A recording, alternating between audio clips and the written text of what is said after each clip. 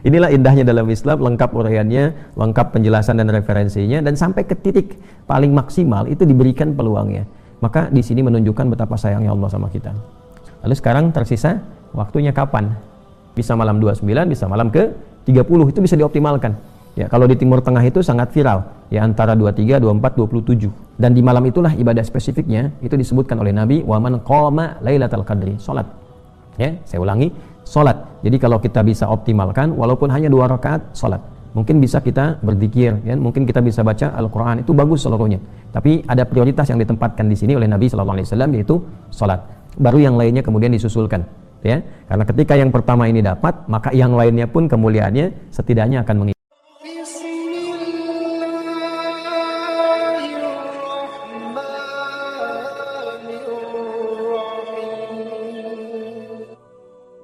Bismillahirrahmanirrahim. Qala al-Imam al-Bukhari rahimahullahu ta'ala, haddatsana Ali ibn Abdullah, haddatsana Sufyan qala hafidnahu wa innama hafidha min az-Zuhri an Abi Salamah an Abi Hurairah radhiyallahu ta'ala anhu 'anil Nabi sallallahu alaihi wasallam. Tadi saya sampaikan urutan sanad dan telah saya jelaskan di pertemuan sebelumnya, jadi tidak perlu saya perpanjang dan perjelas kembali. Intinya informasi ini tersambung pada Nabi SAW. Beliau menyampaikan, man shama ramadhana imanan wa ihtisaban ghufira lahu ma taqaddama min dhanbi wa man qama lailatul qadri, wa man qama lailatal qadri ya imanan wa ihtisaban ghufira lahu ma taqaddama min dhanbi.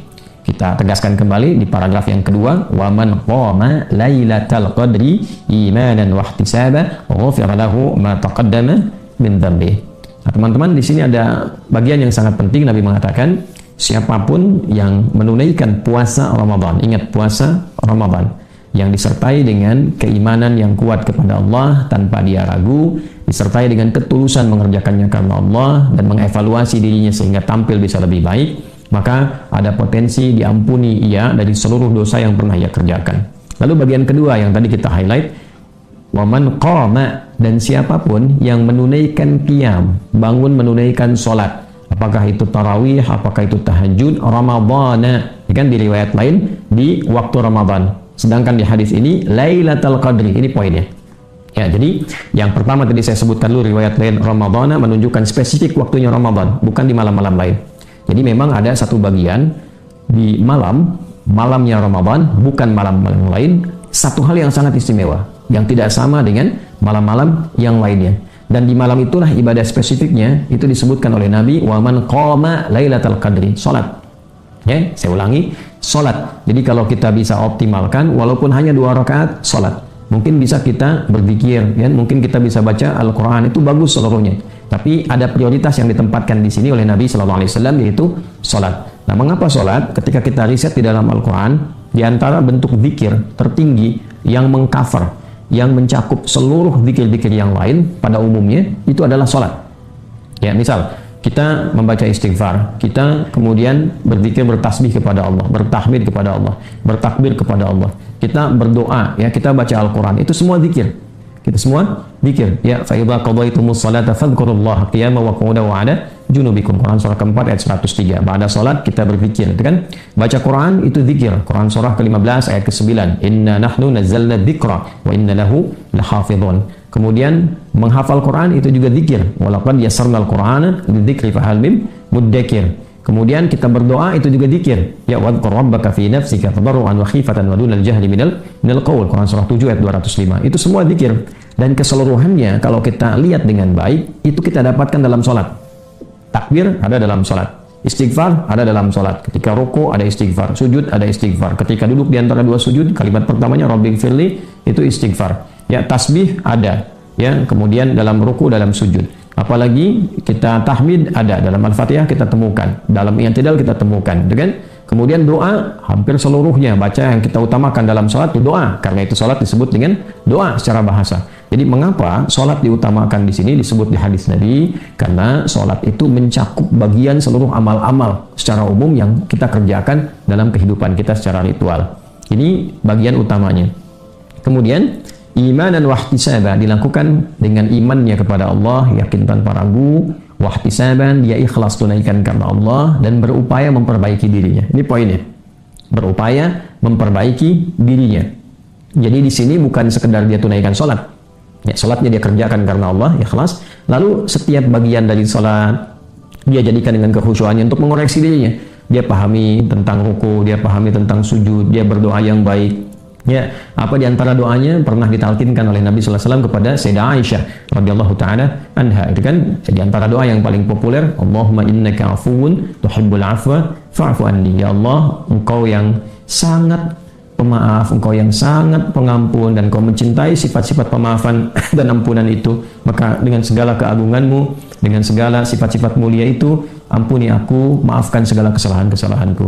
Nah, jadi yang diutamakan di sini teman-teman, kalau memang kita merasakan ada getaran tentang malam itu, maka optimalkan sholat dan fokuskan pada satu bagian di situ, yaitu khususnya permohonan ampunan Allah Subhanahu wa taala. Itu poinnya, permohonan ampunan Allah Subhanahu wa taala. Jadi kalau seseorang hamba sudah diampuni oleh Allah, ya, itu semua yang lain kemuliaan akan ikut.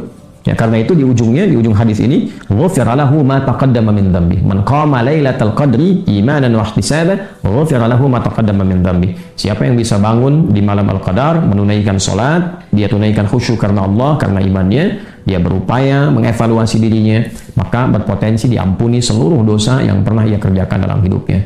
Nah, jadi kalau bersamaan sekali lagi dengan malam itu, optimalkan salat dan optimalkan istighfar.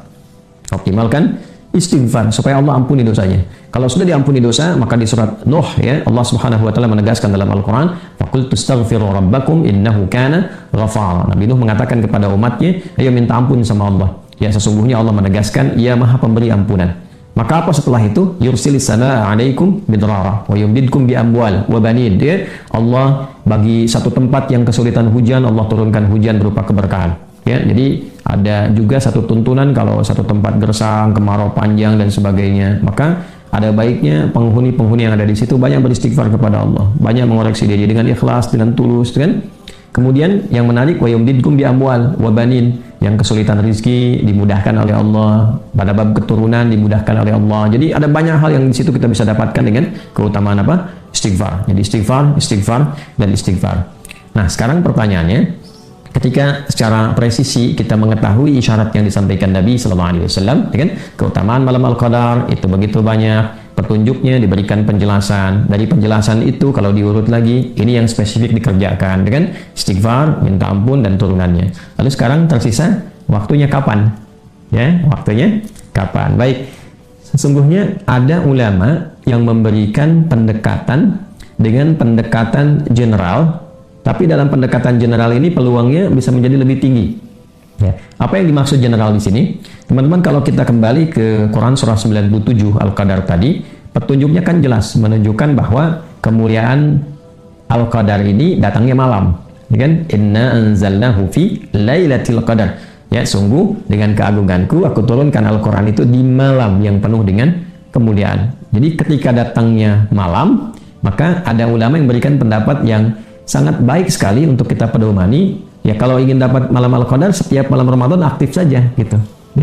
Apakah itu di awal Ramadan, pertengahan Ramadan, atau akhir Ramadan. Jadi peluangnya akan lebih besar ketika setiap malam aktif, walaupun bangun sholatnya 2 rakaat saja misalnya, setelah itu istirahat, kan? Apakah kemudian baca Al-Qurannya dapat 1 ayat, lalu berjuang dengan kantuk, walaupun dapat itu setiap malam Ramadan, dia tidak tinggalkan setiap malam, itu peluang mendapatkannya lebih besar.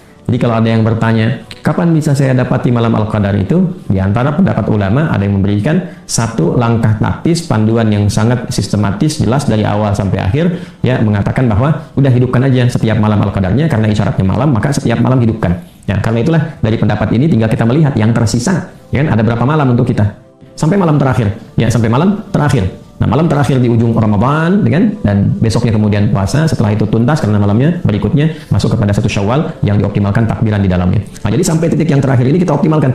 Ya, setiap malamnya. Lalu kalau kita ingin bicara lebih spesifik lagi, di antara malam-malam itu kan ada yang dapat genap, ada yang dapat ganjil gitu kan? Ada yang genap, ada yang ganjil. Kalau begini, kalau waktunya sangat terbatas nih, ya kadang-kadang kita ingin optimalkan, tapi ada kondisi tertentu yang menghambat kondisi pribadi itu misalnya untuk bisa dioptimalkan setiap malamnya, apakah karena kondisi kesehatan atau karena kesibukan tertentu yang memang tidak bisa ditinggalkan terkait dengan hajat hidup orang banyak misalnya dan sebagainya, maka bagian mana yang bisa kita optimalkan? Nah, sampai titik itu pun masih ada juga. Inilah indahnya dalam Islam, lengkap uraiannya, lengkap penjelasan dan referensinya, dan sampai ke titik paling maksimal itu diberikan peluangnya. Maka di sini menunjukkan betapa sayangnya Allah sama kita.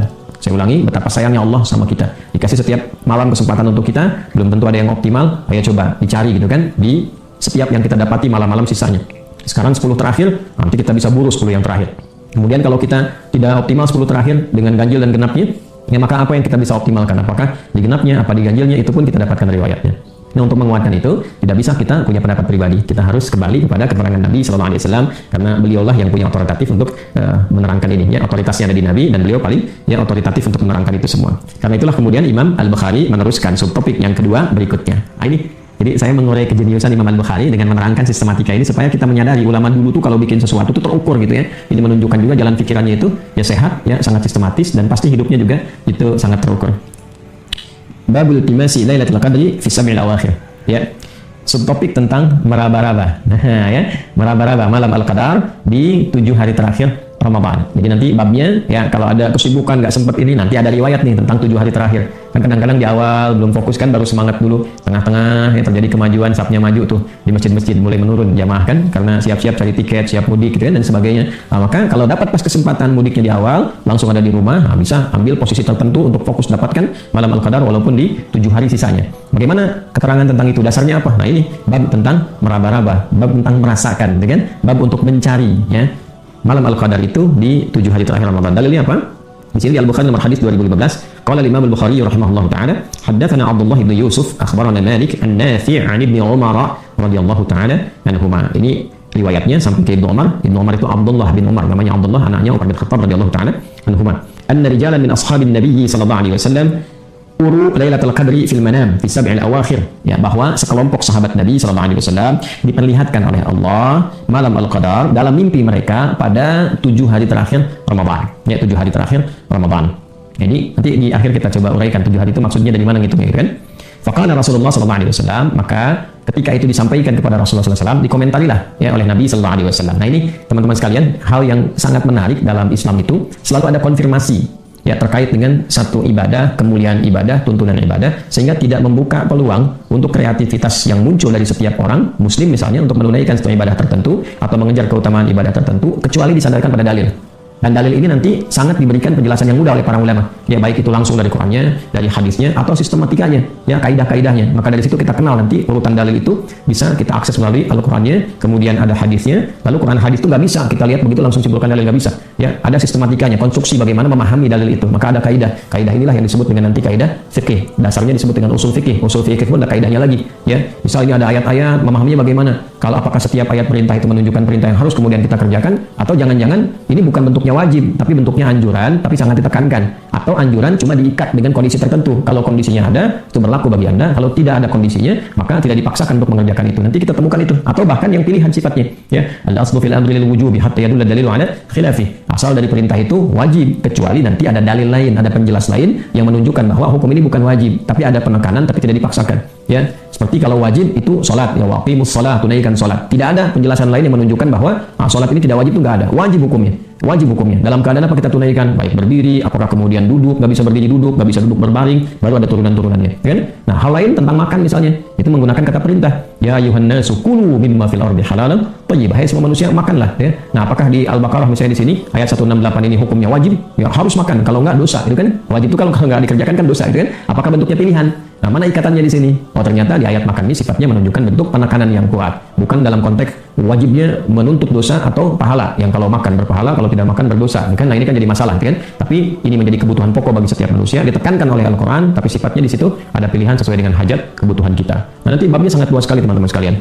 Nah, kembali ke sini yang tadi kita uraikan bahwa dalam konteks kita melihat ini bagaimana kemudian relasi sahabat dengan penetapan Nabi sallallahu alaihi wasallam. Nah, para sahabat ini ketika mendapati keadaan demikian dikonsultasikan ke Nabi, ya Rasulullah, ini kami mimpinya sama semua nih, ya. Si fulan mimpi ini di waktu yang serupa gitu kan, mimpi ditempatkan, dikonsultasikan pada Nabi sallallahu alaihi wasallam untuk minta pendapat pada Nabi apakah ini benar atau tidak, apakah ini sesuai atau tidak. Nah, itulah kalau kita memahami sesuatu dalam hadis, dalam ayat, jangan langsung disimpulkan dengan pikiran kita hukumnya begini, itu nggak boleh, ya. Dikembalikan Ya, bagaimana petunjuk yang disampaikan oleh Nabi dari Al-Quran seperti apa, dari hadis bagaimana. Nah, untuk mengetahui membaca petunjuk Nabi itu nggak bisa juga kita ngakses lihat hadis langsung paham begitu, nggak bisa.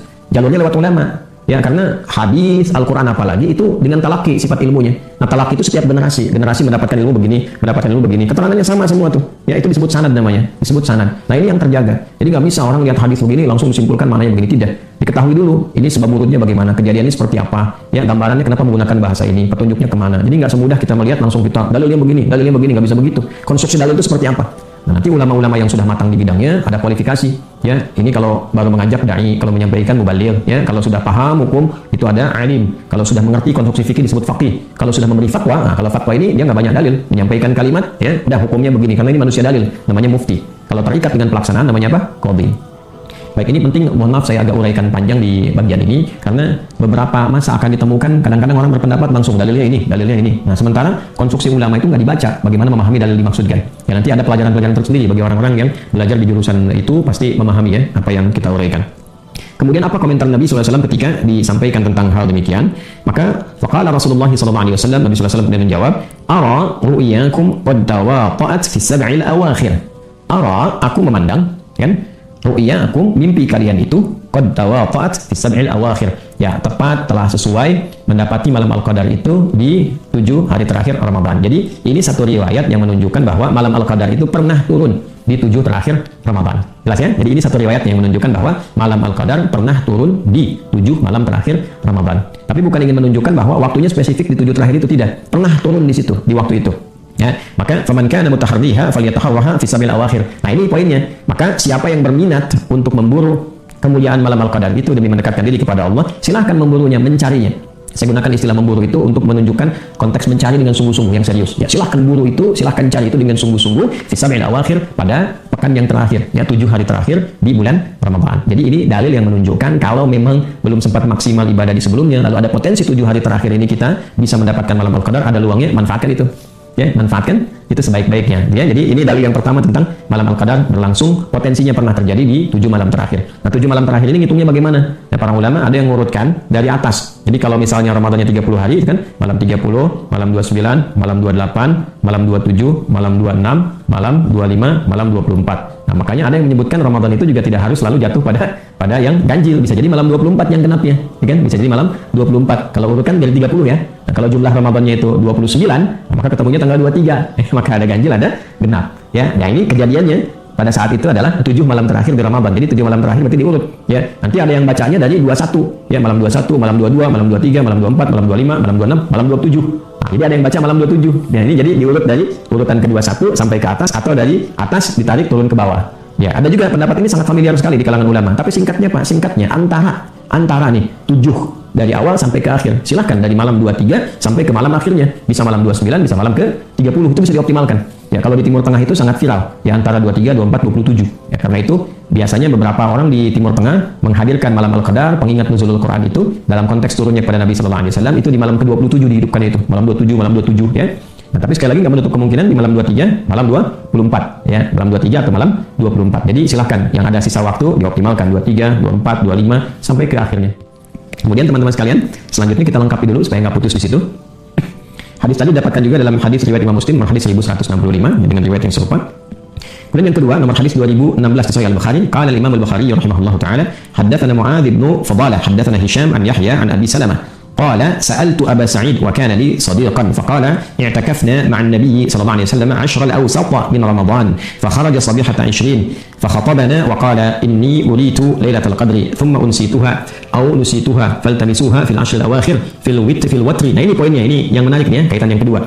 Wa inni ra'aitu anni asjudu fi ma'in wa tinin faman kana i'takafa ma'a Rasulillah sallallahu alaihi wasallam falyarji' faraja'na wa ma nara fi as-sama' qaz'atan فجاءت سحابة فمطرت حتى سأل سقف المسجد وكان من جليد النخل وأقيمت الصلاة فرأيت رسول الله صلى الله عليه وسلم يسجد في الماء والطين حتى رأيت أثر الطين في جبهته. الله أكبر. Nah, ini yang kedua. Ini pun ada beberapa sahabat Nabi sallallahu alaihi wasallam yang i'tikaf dengan Nabi sallallahu alaihi wasallam, beriktikaf dengan Nabi sallallahu alaihi wasallam. Itu menariknya al-ashr ausat di 10 pertengahan. Nah, di sini ada pendapat lagi yang ulama mengenai itikaf, nanti kita bahas setelah ini materi itikaf. Itu tidak hanya bisa dilakukan di akhir Ramadan. Ya, biasanya orang di akhir itu optimalisasinya ada tujuan untuk memanfaatkan sisa Ramadan, mengejar malam Al-Qadar, kan meningkatkan perbaikan diri. Tapi sesungguhnya itikaf terbuka dari awal Ramadan, tengah Ramadan sampai puncaknya akhir Ramadan. Nah, ini keterangan tentang itikaf di pertengahan Ramadan. Jadi dari 11 sampai dengan 20 begitu ya. Nah, kemudian fakharaja sabihatan 20 fakhatabana. Jadi ketika selesai kemudian di pertengahan itu ya, dalam itikaf itu tiba kemudian ini disampaikan informasi dari Nabi sallallahu alaihi wasallam di hari ke-20 pagi ya. Nabi sallallahu alaihi wasallam kemudian menyampaikan inni uritu lailatul qadri tsumma unsituha aw nusituha. Jadi aku ditampakkan dalam mimpi itu datangnya malam al-qadar ya, tapi Allah Subhanahu wa taala memberikan lupa ya tentang waktunya. Ya, memberikan lupa waktunya. Nah, ini hikmahnya juga supaya nanti umat Nabi Muhammad sallallahu alaihi wasallam memosisikan setiap malam Ramadan itu penting. Ya, nanti kalau diberitahu misalnya lewat Nabi, wah ini harinya ini, ya begitu diberitahu harinya, orang akan fokus ke hari itu aja. Ya, misal diberitahu malam 27 gitu kan, wah malam satunya nggak ada yang ibadah optimal, malam 2-nya nggak ada yang semangat, karena tahu udah malam 27 aja. Toh itu kan dilipat gandakan sampai 1000 bulan gitu kan, 80 tahun. Jadi bisa nutup yang sebelumnya, kan kesimpulannya bisa keliru. Karena itulah kemudian Nabi sallallahu alaihi wasallam ditampakkan malam Al-Qadar, suasananya, keindahannya dan sebagainya. Ya, termasuk kemudian keadaan waktu, cuman terkait dengan waktu itu, ya tsumma unsituha ya nusituha. Lalu Allah Subhanahu wa taala menutup waktu itu dari Nabi sallallahu alaihi wasallam supaya Nabi bisa memotivasi umatnya mencari dan merasakan Al-Qadar itu di setiap malam Ramadan. Lalu Nabi mengatakan faltamisuha fil ashril awakhir fil watri, maka silahkan engkau rasakanlah, burulah, carilah itu di 10 malam terakhir. Nah, jadi hadis yang pertama tadi menunjukkan 7, yang kedua menunjukkan 10. Jadi ketika para sahabat itikaf sampai pertengahan, terus Nabi keluar pagi-paginya menyampaikan bahwa ini aku ditunjukkan oleh Allah Subhanahu wa taala itu malam Al-Qadar, ya kan? Jadi artinya apa? Para sahabat berburu juga keutamaan malam ini sejak pertengahan Ramadan. Ya, tadi saya katakan di awal, para ulama menyimpulkan bahwa bagusnya hidupkan setiap malamnya, malam awalnya, malam tengahnya, malam akhirnya. Nah, ketika beritikaf bersama Nabi di pertengahan Ramadan itu, hari ke-20 pagi kemudian Nabi sallallahu alaihi wasallam tiba-tiba memberi arahan, beliau menyampaikan, aku diperlihatkan oleh Allah Subhanahu wa taala malam Al-Qadar, tapi waktunya dibuat lupa, ya, dihilangkan dari ingatan Nabi sallallahu alaihi wasallam. Faltamisuha, maka silahkan itu buru, rasakan, cek ya, fil ashril awakhir, diraba-raba di 10 malam terakhir. Fil watri, khususnya pada yang ganjil. Khususnya pada yang apa? Ganjil. Nah, ini seperti konstruksi tadi yang saya sampaikan ya, bahwa kalau nggak bisa 7, ada yang luas di 10 ya. 7 dimulai kan nanti 23, 24 kan. Nah, malam ini masih 22. Berarti ada kita dapatkan peluang ini di malam 22, tadi malam 21. Dan disinilah kemudian 10 malam terakhir sering disebutkan. 10 malam terakhir kita buru. Dasarnya apa? Hadis ini. Ya kan? Nah, spesifiknya apa? Di waktu-waktu yang ganjilnya. Tapi sekali lagi, Nabi memberikan penekanan tapi juga tidak menutup peluang di malam-malam genap. Karena bahasanya faltamisuha, gitu kan? Faltamis itu rasakan, coba rasakan. Ya silahkan berikan prioritas tapi juga tidak meninggalkan di malam apanya? Malam genapnya. Boleh jadi yang genapnya diturunkan juga, gitu kan? Nah, atau yang kedua, boleh jadi penyebutan ganjil ini untuk menyebutkan perbedaan waktu. Ya, mungkin di satu tempat 30 hari. Tempat lain bisa 29. Ya, kita aja di Asia Tenggara, Indonesia mulai tanggal 1. Ramadannya bersamaan dengan 1 Maret, kan? Di hari Sabtu. Tapi negara-negara tetangga di Singapura, di Brunei, ya, dan sebagian negara tetangga yang lain, mereka memulai di hari kedua. Otomatis Ramadannya pasti 29, nggak mungkin 30 juga. Ya, pasti 29. Jadi kalau sudah 29 dan 30 ada perbedaan waktu, artinya apa? Ya, setiap malam itu bisa jadi ganjil. Bagi kita tadi malam kan 21, ya kan? Teman-teman yang di Malaysia, di Brunei, kemudian di dekat-dekat wilayah Singapura, gitu kan? Yang masuk di Mabim situ kan? Ya, Malaysia, Brunei Darussalam, kemudian Indonesia, Singapura, ada juga wilayah yang lainnya sekitarannya. Nah, itu otomatis kita akan dapatkan situasinya kalau kita 30 saat ini, mereka 29, kita baru tadi malam 21, mungkin tempat lain baru 20. Jadi setiap tempat itu berpotensi mengalami kemuliaan. Ya, jadi jangan tinggalkan genap dan ganjilnya. Wa inni ra'aitu anni asjudu fi ma'in wa tinin faman kana i'takafa ma Rasulullah sallallahu alaihi wasallam falyarji'. Maka ditunjukkan bahwa Nabi sallallahu alaihi wasallam itu ketika bermimpi waktunya dibuat lupa tapi diberi tanda. Ya, tandanya apa? Tandanya ketika beliau bangkit dari sujud itu di kening beliau itu ada bekas tanah, gitu kan? Tanah yang masih berair, gitu. Nah, ini tanda yang sangat menarik. Maka dihimbau kepada orang-orang yang beritikaf bersama Nabi sallallahu alaihi wasallam, hendaknya kembali dulu. Maksudnya apa? Hidupkan lagi itikafnya. Ya, jangan langsung pulang ke rumah dulu, itikaf lagi, hidupkan lagi, coba cari sampai menemukan tanda itu. Faraja'na wa ma nara fis sama'i qaza'atan. Ya, maka kami pun kembali, gitu kan? Sehingga saat kami hampir melihat ada pelangi, qaza'ah itu pelangi, faja'at sahabatun famatarat. Tapi tiba-tiba kemudian datang awan membawa hujan, lalu terjadilah hujan. Ya, hatta sala saqful masjid. Sampai kemudian menimpa ke atap masjid, ya. Dan kita ketahui teman-teman, atapnya masjid di era Nabi kan nggak seperti penggunaannya seperti sekarang, ada genteng gitu kan, terus yang macam-macam atapnya, ada juga ya menggunakan internet, ada juga menggunakan macam-macam yang kira-kira bisa menutup yang kalau hujan nggak masuk, intinya begitulah, kan? Tapi atapnya era Nabi kan tidak, ya, menggunakan daun-daun kurma, kan, yang tiangnya juga menggunakan batang-batang kurma, atasnya dianyam daun-daun dan sebagainya. Jadi potensi untuk air itu mengalir itu ada. Jadi kalau panas betul, sehingga dalam riwayat saat musim panas itu ada yang menggunakan sapu tangannya untuk alas kepala saking panasnya, gitu kan, tempat yang disujudi. Tapi dalam kondisi hujan itu bisa bocor. Nah, sehingga ketika mengenai atap bagian masjid wakana min jadi nakhli, nah ini ya ada dari pelepah-pelepah kurma seperti yang tadi saya sebutkan ya, pelepah-pelepah kurma. Wa qimatis salatu, dan ketika salat itu akan dikumandangkan ya, sudah iqamat ya. Artinya apa? Artinya sudah salat sunnah sebelumnya dan seterusnya. Wa qimatis salatu, dan salat akan dikumandangkan. Faraitu Rasulullah sallallahu alaihi wasallam yasjudu fil ma'i wa tini hatta ra'aitu atharatin fi jabhatihi. Maka aku melihat bahwa Nabi sallallahu alaihi wasallam itu sujud ya di tempat bagian tanah yang becek kena air itu. Maka ketika beliau kemudian bangkit, aku melihat di kening beliau itu ada bekas tanah yang basah. Nah, ini menunjukkan apa? Malamnya malam Al-Qadar telah tiba. Gitu. Jadi kenapa hadis ini ingin menekankan begini? Kalimat yang disampaikan oleh Nabi menggunakan faltamisuha, berbululah, kejarlah, rasakanlah gitu kan. Jangan sampai hilang kesempatan, maksudnya itu. Buru malamnya. Jangan sampai baru nyadar paginya. Nah, itu ya. Jadi begitu kesianan karena ketiduran, karena macam-macam dan sebagainya. Tiba-tiba baru nyadar pagi. Begitu pagi lihat, oh kok alam udah indah begini, enak begini, tenang begini gitu kan. Salam, gitu kan. Tenang, nyaman, rasanya enak ya.